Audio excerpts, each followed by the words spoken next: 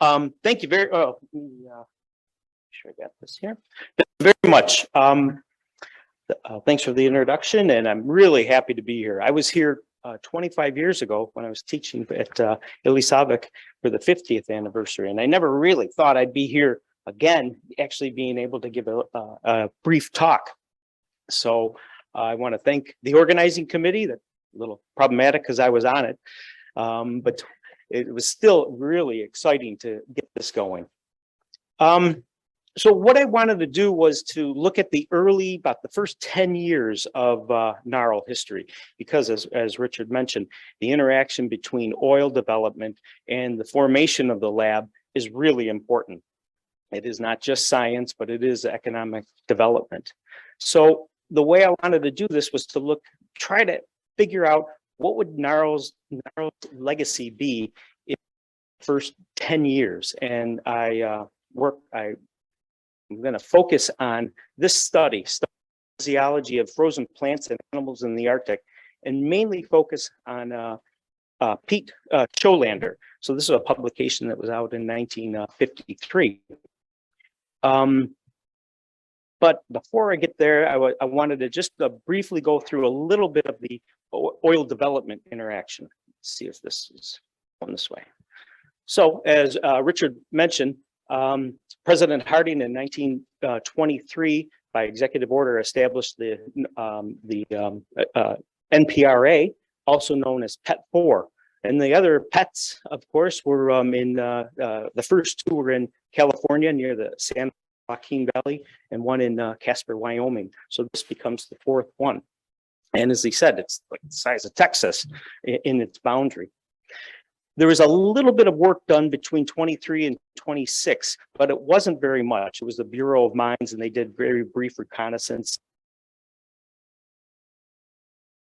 After, or right near the end of World War II, that President Roosevelt realized also the increasing importance of oil. And so he wanted this to appraise all oil possibilities, or at other times they talk about the reasonable interpretation of oil possibility. And they wanted to see whether this was also commercially viable. So in 43, that began the process of the Navy being involved in looking at this exploration. And very quickly, it really developed. Summer of 43, also Simon Pontiac and Wien himself, as well as some members of the Bureau of Mines, were flying around, also doing reconnaissance. And so with the idea of the oil seeps in Cape Simpson taking place, as Richard mentioned, that was going to be the base of location for the Navy. And as Richard said, a big storm came up. They realized, the Seabees realized that they couldn't lighter all their equipment, and it was very exposed. And so they started to make their way back west. And as Borough informed them, this would be a very good location. So the present day NARL, just a few miles from where we are. So that becomes the base of operation. And you can see this early aerial photograph of the NARL footprint. So here's the NARL runway. Here are the Quonset huts. And so this is, I think, about 1946, I believe. 45 or 46. The dates were a little off on some of this material. At its peak, there were over 500 Navy personnel, 125 local personnel were employed, and it lasted from about 1944, 43 to 44 to 1953. And the estimated cost was about $47,615,000 in 1953 dollars. So if you multiply that by I just did a Google search, so this is not an economic thing at all, but if you multiply that by 11, that gives you the kind of current dollars of what it would be. Yep. And I had one other photo, no date, but here's the chow line at the mess hall. I'm not sure if that would be really helpful. Todd. Yes. So at our 25th 50th, anniversary, we were lucky enough to have one or two of the Seabees present who remembered the construction effort, and they gave a great recount of this era. it's, you know, it's bittersweet that now we can remember the guy telling the story, but he remembered the event itself, Yeah. right? And Yeah. that's that one thing that time does to all of us, I suppose. Yeah, thank you. So you know, the oil work, the oil discovery and exploration is really important to the development of the Arctic Research Lab. And in 1947, it was known for in the Navy literature here as the year of extracurricular support for non-oil activities. And two of them were really singled out for 1947. First, the antenna, the Lorraine antenna for long range navigation. There was a 625-foot antenna constructed in about 15 miles south of here near Skull Cliffs. And that was a really big infrastructure focus. There were a number of other antennas that were situated, one in Koktovik and one somewhere around the Borough area. It was kind of nebulous how they were describing it, but those were really important aspects of infrastructure that were added. And of course, then the Arctic Research Lab came at this time too. And it started as 2 40 by 100-foot warehouses and a 20 by 56 Quonset hut that was later converted into an animal house. And eventually, this is the building that was called the Science Building, Building 250, that is still out at Gnarl. You may have a chance to see it. But in general, and this was probably about 1949, I think, for the photo, because you could hear Lawrence Irving in 1946 still complaining that this wasn't built yet. And so it took a little bit of time before they established this facility. They estimated in 47 that it would cost about $50,000 a year to provide support and maintenance for this for the Arctic Research Lab. And the first director is Lawrence Irving. So from the Office of Naval Research, they noted from the beginning, the Arctic Research Lab was conceived as a national facility. So it wasn't just a small, you know, idea at the beginning. This was supposed to be a national lab and probably one of the first. I'm just going to talk just a little about Irving before I get to Scholander. So as I said, he was the first director, but two things I think are really important. One is he recognized traditional ecological knowledge right from the beginning. Here's a quote from him. The sharp observation of our Eskimo assistants has been invaluable. Sorry, having a problem with the screen here. Combined with their keen observation, their accurate memory and ability to report observations literally is making available to us gradually the careful results of their serious study of this region. And I think I emphasize the word there because even he recognized this in 1947. It was their serious study of the region. They were the first naturalists, first scientists really here. And he, you know, tried to use this traditional ecological knowledge to the scientific advantage. But he also didn't just pay lip service to their information. He also had them as co-authors. So there's an example, 3 examples. Simon Paniak in 3, I guess you call it co-produced works of science from 1952, 1954, 1967. And that's just a few of the citations that you can read specifically with Mr. Paniak. But 1952 is probably one of the first or earliest co-produced scientific reports. He also, the first group of scientists he brought up, he called them the expeditionary physiologists, expeditionary physiology. And I was always kind of curious about that phrase. Where did that come from? So here's a letter from 1949. It's actually to Irving, the Office of Naval Research, but you can see even the Navy is starting to use the phrase expeditionary physiology because of Irving. And I think one reason for this was he was a lieutenant in World War I, part of the American Expeditionary Force, able to respond to broad range of conflicts and crises across a full range of operations. So if you replace the word conflict and crises and put in scientific terms, I think you start to get an idea of how he was using that word expeditionary to relate to physiology. So this begins, I feel, the influence of world wars, Cold War on narrow comparative physiology. And here's a list of some of the people who were part of that group in 1949. And as I said, I'll emphasize Scholander in a second. This is a photo from Scholander's autobiography, and it shows the first expeditionary physiology group. And as you can see this, I'll just point out a few people here. Here is Lawrence Irving. This is his son. This is Pete Scholander. And as you can see, two Eskimo assistants, unnamed, very unfortunate here. But I've been trying to find out who these individuals are. And this is just, I don't have any evidence for this. And I was hoping maybe some in the audience might know, but I wonder if it might be Joseph Agiak and Clay Kagilik. And I don't know that for sure, but Scholander mentions them specifically in this 1953 publication. So if anybody knows or can help me figure that out, I'd really appreciate it. So Scholander, over his career, let me start with the end of his career here.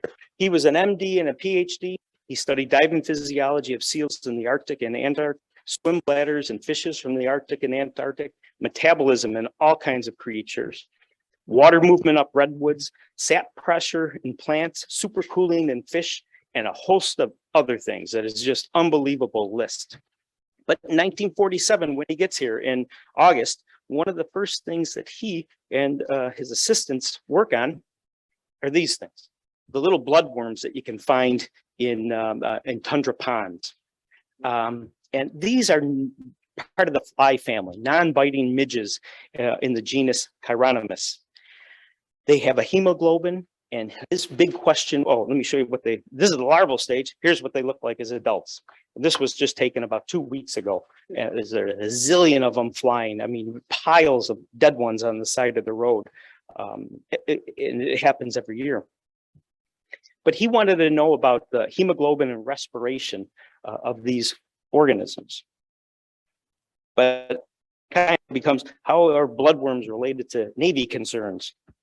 And what you can see from this early letter, 1943, from Irving, is that they really regarded scientific problems a little bit differently than just applied research.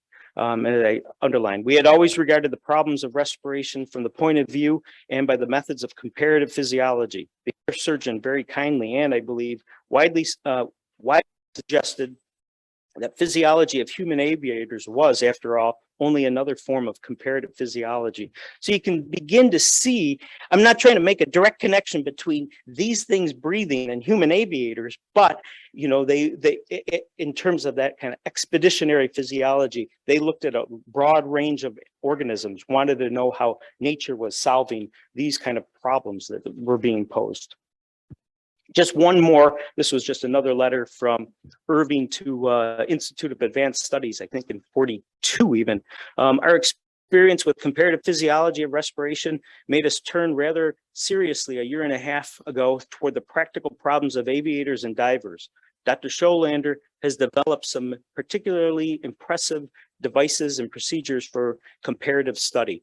And it begins, so this is one of the reasons why Scholander becomes part of the early physiology group. Here's another photo from his autobiography. And what it shows is, well, let me start. In August of 1947, they went out and flagged a number of ponds somewhere around here. We haven't been able to find the location. I've talked to Craig Tweedy, and we've tried to limit it, tried to find it, but we just haven't had the chance. But they flagged a number of things.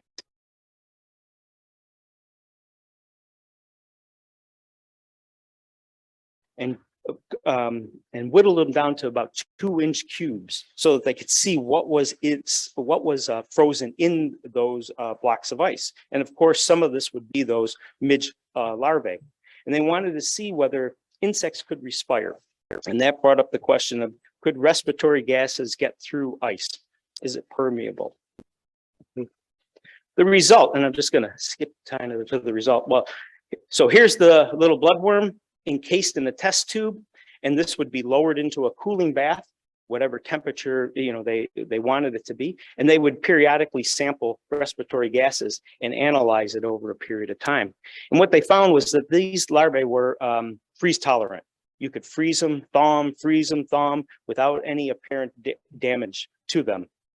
And by 15 degrees Celsius, or about 5 degrees Fahrenheit, 90% of the body water was frozen. So respiration was pretty low at that point. But it still didn't answer the question whether oxygen and CO2 can get through the ice.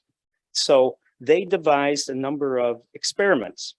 Here, I'm just going to highlight two. This one is to show, they searched for bubbles in those small ice blocks that they got, and they would take a chisel and kind of whittle this down as close to the bubble as possible, placing cold glycerin and material on top of it to prevent any atmospheric gases from getting in. And then they would puncture the bubble and then suck up the gas in order to analyze it a little bit later.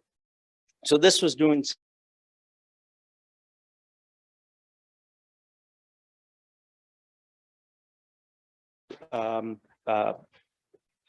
very cold mercury. I'm sure we wouldn't be using this today, but this is what they had then, cold mercury, and they made their own ice cap on top of it. So about 0.1 millimeter thick piece of ice.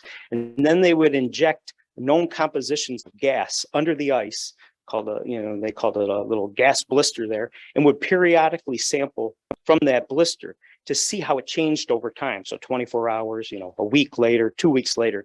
And what they found was that the rate of diffusion of gases encased in ice was 40,000 to 70 times slower than in water.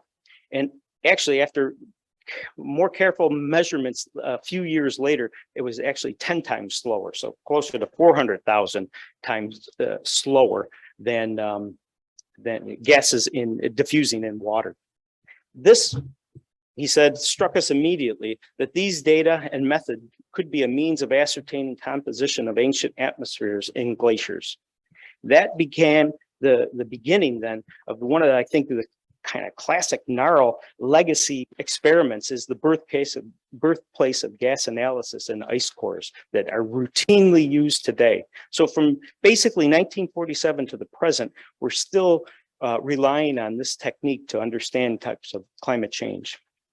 In one particular year, I think when I was doing some research on this, I think it was 2014, there were over 2,000 research articles that were just directly relied on this technique that was developed within probably 5 miles of where we're sitting right now. I think the other NARL legacy is that we owe a huge scientific depth to the collaborative work of these three individuals. And finally, I think the NARL legacy continues. I'm in the wild, so I'm sure I get this in here. It continues with our department too, and others. I'm not trying to exclude anyone, but we do work as a subsistence and science staff where we're learning from each other. But scientists really do gain more of an advantage because of how questions are asked, what questions are asked are directed by a number of the subsistence staff that we have, as well as the North Slope Borough Fish and Game Management Committee, where we receive a lot of our direction on what to ask and in order to continue the, Inupiaq traditions of subsistence. So thank you. Thank you, Todd. Any questions for Todd on this portion of the presentation? John.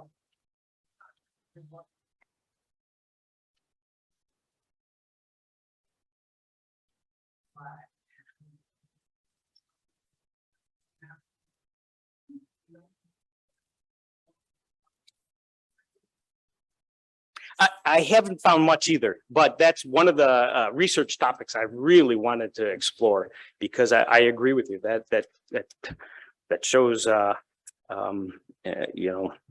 real foresight and making sure, including individuals. And I think that was also kind of a highlight of this kind of expeditionary physiology group that, race and things like that did not matter. But doing good work was the important part. But I have been looking for more information on him. So if you find any, please let me know too. A couple of the themes that your presentation, Todd, helped me remember and think about were first of all, the worms, the midge-fly worms. I scared myself years ago with those worms because I was looking at how sea ice forms and comparing it to how freshwater lake ice forms. And Imipuk Lake was one of my first places to just watch freeze up. And so every day as temperatures got lower, I walked around the perimeter and took pictures and tried to understand what was going on. And ice physics people will tell you that ice is a hexagonal crystal, and it grows in one dimension a lot faster than it grows in others. So if you give it a chance, those little hexagonal crystals will float to the surface and grow rapidly in the plane of the 6 branches of a hexagon, and a little bit slower in the other dimension. So I'm waiting, and I just got lucky enough one day to see a bunch of these, a little bit of needle ice forming, and then it got really cold but calm, and I saw them grow in their dimension. Some of them were tilted a little bit, and then they grew out and down above the water line, such that there was this plane of thin glassy ice, and then there's these huge, the size of teacup plates and stuff, leaves coming out this way, and similarly underneath the water line. So then I cut a little piece of that out and put it in, and I wanted to take a picture. This is back before cell phones and everything. And while I'm rustling around on all this slushy ice, I looked down in the cavity that I made, and the place was crawling with a bunch of red worms. And I'd never, they talk about snow snakes and all these other jokes. I didn't know about midge-fly larvae. To this day, I didn't know what kind of worms they were, but they looked just like that. And the place was seething with them right along the shore boundary of the lake. So I learned about larvae unintentionally. And I didn't until this morning know what they were.